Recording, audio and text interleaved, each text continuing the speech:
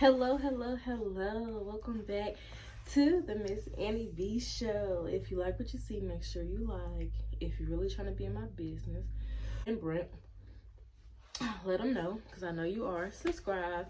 And if you really got something to tell me, pimp, leave a comment down below. Because plug talk back, just talk to me nice, y'all. So today, y'all, before I even begin, I'm going to go get a cough drop. So give me a second, I'll be right back. Like, sis, you obviously got a cold. This ain't the best time to record or talk. But one of them topics I want to discuss before it leaves my mind. And the topic for today is dating while in your 30s. Do you know you have 30 minutes? I don't even have 30 minutes no more. So I just turned 30 like a few days ago. So I don't have much advice, but this is kind of like the knowledge I have walking into it. And I think the best way to explain that is my dating history. So sit back, get you some water. Hold on, let me get my water now. That Rose Quartz Stanley, honey. And making me feel bourgeois. Get your water and get into my tea. So,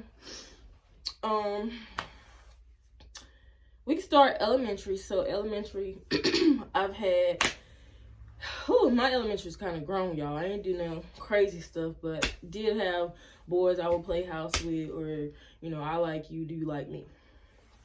Middle school.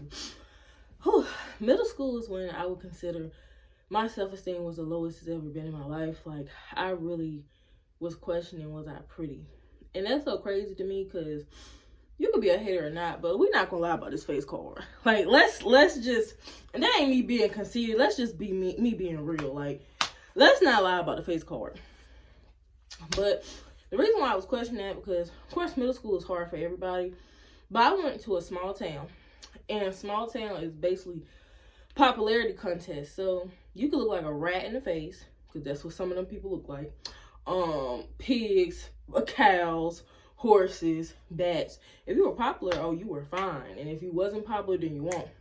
So it just tricked me out, because outside of school, when I went to stores or I was outside, you know, guys my age, very fine, would come up to me, talk to me, stuff like that. But at school, it was like, since I wasn't popular, I was a nerd, I was ugly. And it just, that's why I'm so thankful I had a friend group, because going through that alone, I could imagine was difficult. But I had a friend group, and we just knew the math on map, and it's like, these idiots. Like, anybody going through that now, please know that you're beautiful.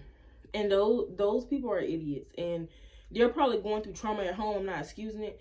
That's making them lash out and want to talk about you. But just know, high school and middle school is going to be their best years. Like, you're going to look back 10 years from now. Take it from me, somebody who's 30, and you might see them outside on social media, and you're like, your life turned out exactly how I thought it would be.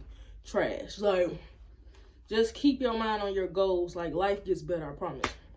So, yeah, like in middle school, I would say I was unconventionally attractive, because like at school, I wasn't considered attractive because I wasn't popular. But I knew I was a baddie, because like when I went outside, like I said, the math won't mathing. So like in middle school, like I had like one boyfriend. You know, back in the day, I know it's a lot of social media, but back in the day, your friends will hook you up with people. So I had like this high school. We went out for like 2 weeks. That ended because he was a high school boy. Of course, they're going to be dating other people. Like, we went to different schools. So I get to high school. And one more thing about middle school, I think it made it rough for me, because like it was revealed I had a crush on somebody. Like, he was a popular guy.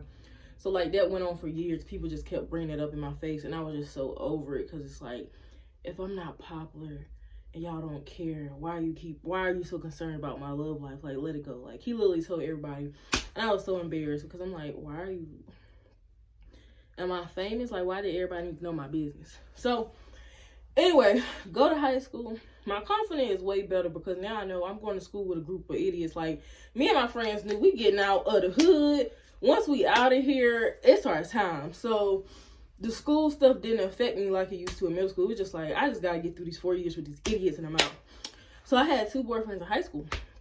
One was like computer love. Like, he was like a basketball player at the other high school. Like, he had seen me around, but I've never seen him. So it was like Facebook and all that. So that lasted.